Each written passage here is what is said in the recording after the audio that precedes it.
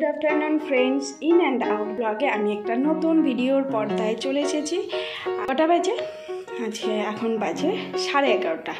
तो 11:30टार समय आमी आमार कोन भिडियो निये चले एसेछि एकटु जेने नेওয়া যাক। तो चलो जेने निই आजके कि भिडियो निये एसेछि। आजके आमी ब्लग निये आसिनि और आजके आमी कोनो तथ्य बा टिप्स निয়েও आसिनि। आजके आमी एकटा रेसिपि दिते चले एसेछि। तो गतकाल নিয়ে এসেছিল একটা 1 কিলো 350 ওজনের একটা চিতল মাছ। তো ভাবলাম চিতল মাছের রেসিপিটা তোমাদের সঙ্গে শেয়ার করে দেওয়া যাক। আর তো তোমরা দেখতে থাকো রেসিপিটা আমি কিভাবে আমি আমার স্টাইলে আমি আমার মতন করে চিতল মাছটা রান্না করেছি। তো অবশ্যই জানিও কীরকম হয়েছে আর বাড়িতেও ট্রাই করে খেয়ে তারপরে আমাকে কমেন্ট করতে কিন্তু একদমই ভুলো না।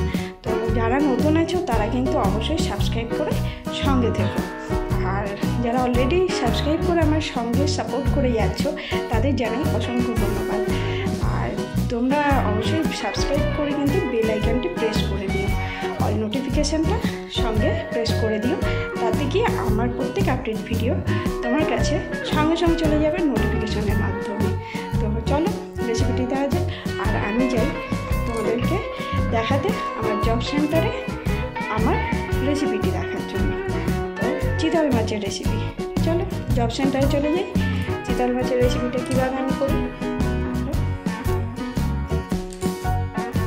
এখানে দেখো আমি আমার জব সেন্টারে চলে এসেছি। আমার জব সেন্টার মানে আমার রান্নাঘরে আমি চলে এসেছি এবং মাছগুলো আমি ধুয়ে নিচ্ছি। মাছটা গোটা এনেছিল 1 কিলো 350 ওজনের মাছ, তোমাদের তো আগেও বললাম।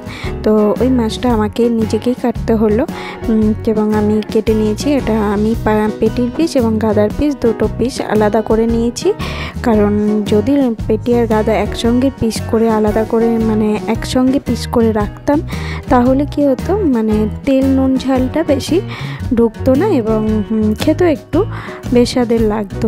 যার জন্য আমি গাদার পিস আলাদা করে রেখেছি এবং পেটির পিস আলাদা করেছি। এবং পেটির পিস মানে চিতল মাছের পেটি মানে একটা আলাদা স্বাদ, যার জন্য গাদার পেটি আলাদা আমি করে নিয়েছি। এখানে দেখো আমি মাছগুলো 20 মিনিটের জন্য রেখেছিলাম। 20 মিনিট আমার হয়ে গেছে। তো নুন হলুদ মাখিয়ে 20 মিনিট রেখে দিয়েছিলাম। আর আমার তেল গরমও হয়ে গেছে। আমি এখানে এক এক করে মাছ ছেড়ে নেব, ভেজে নেব কড়াইতে। তো এখানে আমি 20 মিনিটের জন্য রেখেছি। তোমাদের হাতে যদি বেশি সময় থাকে তাহলে আধ ঘন্টাও রাখতে পারো, তাতে কোনো অসুবিধা নেই। কিন্তু যত নুন হলুদ মাখিয়ে যতক্ষণ বেশিক্ষণ রাখা হবে তো তত মাছের স্বাদটা বেশি পাওয়া যাবে। তো নুন হলুদ আমি যদি নুন হলুদ মাখিয়ে সঙ্গে সঙ্গে মাছগুলো ভেজে নিই না, তাহলে আমার মাছের নুন বা হলুদ কোনোটাই ভেতরে প্রবেশ করলো না। তো ভেতরে একটা মানে বেস্বাদের মাছ লাগবে। তো সে মাছের পারফেক্ট যে স্বাদটা সেটাও ঠিকঠাক পাওয়া যাবে না। তো একটা আস্তানীয় গন্ধ ছাড়বে এবং কাঁচা কাঁচাও মনে হবে।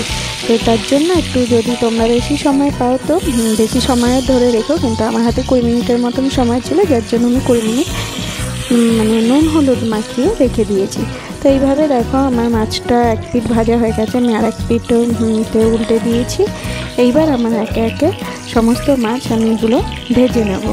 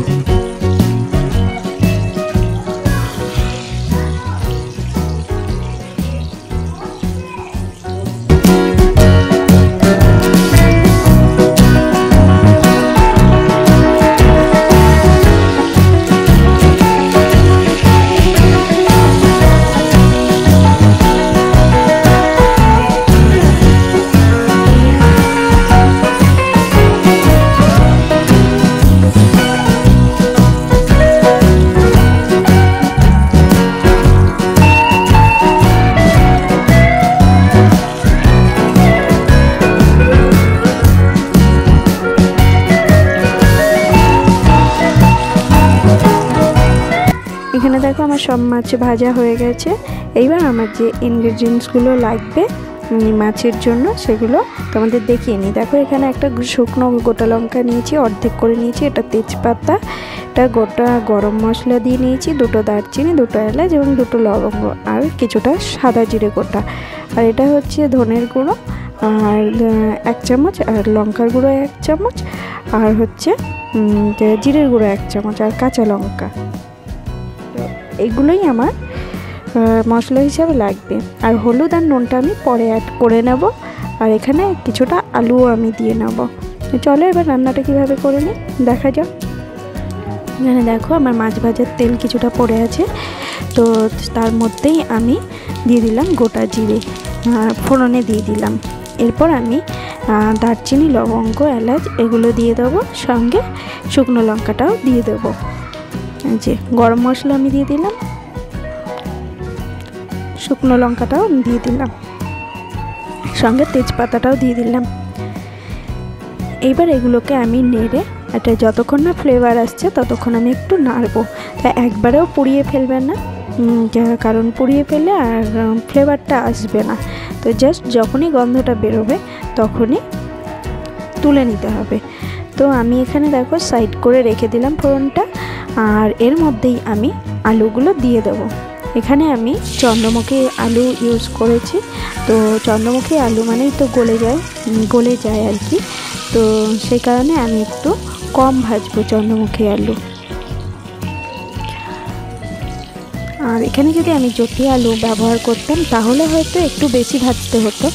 জাস্ট আমি একটু নাড়িয়ে নিয়ে কাঁচা আলুর যে গন্ধটা সেটা চলে গেলেই আমি কিন্তু যে মশলাগুলো অ্যাড করে নেব।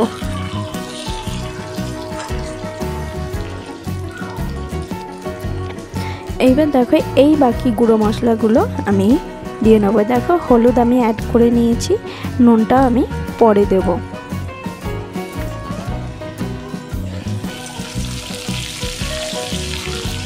তো আলুগুলো আমার ভাজা হয়ে গেছে, হালকা দেখো একটা ব্রাউন কালার চলে এসছে। এইবার আমি গুঁড়ো মশলাগুলো দেখো জল দিয়ে আমি ভিজিয়ে নিয়েছি, তারপরে আমি কড়াইতে ছেড়ে দেবো। কারণ যদি আমি শুকনো মশলা দিতাম তাহলে তেলের মধ্যে পুড়ে যেত মশলাগুলো, তার জন্য আমি একটু জল দিয়ে ভিজিয়ে মশলাগুলো অ্যাড করে নিয়ে আমি কড়াইতে ছেড়ে দিয়েছি। এইবার আমি সামান্য একটু নুন দিয়ে মশলাগুলোকে ভালো করে কষিয়ে নেব। তো এবার দেখো চলো আমি বাকিটা দেখিয়ে নিই তোমাদেরকে।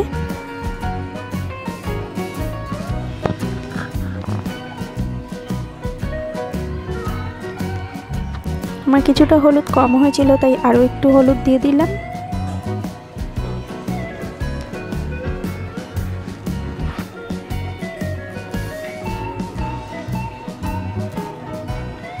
নুন পরিমাণ মতন দিয়ে দিলাম।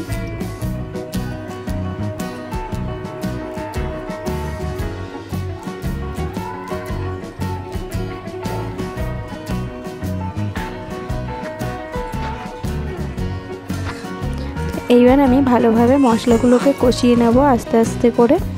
তো ফ্লেমটা আমি লো ফ্লেমও রাখিনি, হাই ফ্লেমও রাখিনি, মাঝামাঝিতে আমি ফ্লেমটা রেখেছি। এবার আমি চাপা দিয়ে দিলাম কিছুক্ষণের জন্য, যতক্ষণ না এটা তেল ছেড়ে আসছে মশলা থেকে। তো সেই হিসাবে আমি একটু চাপা দিয়ে দিলাম, মানে 2-3 মিনিট দিলেই এনাফ। এখানে দেখো আমি ঢাকনাটা খুলে 2-3 মিনিট আমার হয়ে গেছে। ঢাকনাটা খুলে আমি দেখো সাইড দিয়ে তেলও ছেড়ে দিয়েছে, বুঝতেই পারছো। আর আলোটাও ফোকাস করছে, যার জন্য হঠাৎ করে আলোটা ফোকাস করে ফেলছে।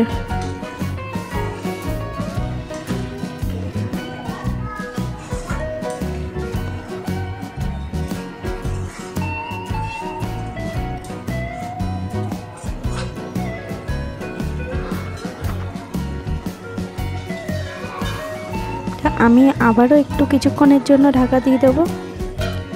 তো আমি আবার ঢাকা দিয়ে দিলাম, আবারও ঢাকা খুলে নিলাম 1 মিনিট পর। তো আমার মশলাটা পুরোই কষানো হয়ে গেছে, দেখে বুঝতেই পারছো।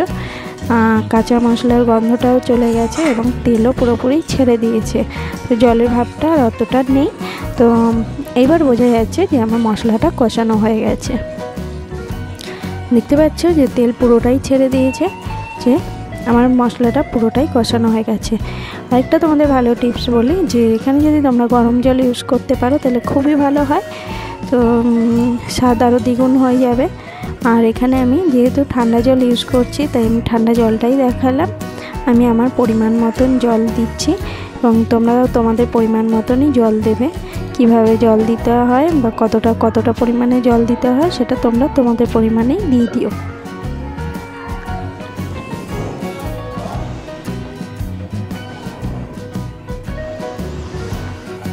এখানে দেখো ঝোলটা ফুটে উঠেছে, এইবার আমি মাছগুলোকে ছেড়ে দেবো।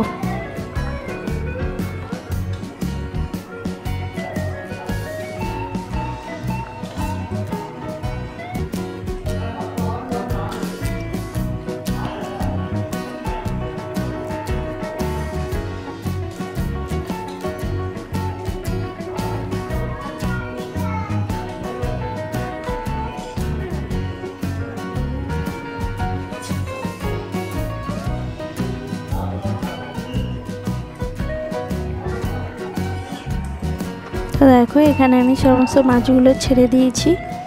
এবার আমি আবারও চাপা দিয়ে দেবো, প্রায় 5 মিনিটের জন্য আমি চাপা দিয়ে রাখলাম।